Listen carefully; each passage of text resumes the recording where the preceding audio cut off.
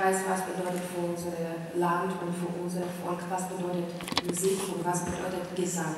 Bei uns singt man jeder, bei uns singt die Familie. Сіла птаха, білокрила на тополі, сіло сонце понад вечір за поля.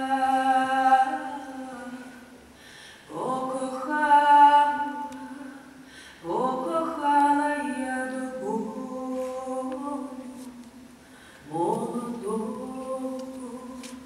молодого скрипаля. Покохала зачарована струною, заблукала та мелодія в гаю. Гай зелений журавлиною весною я понесла своє серце скрипалю, шла до нього, як та місячна царівна,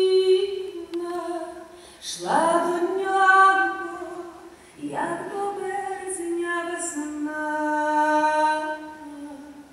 і не знала, що та музика чарівна не для мене.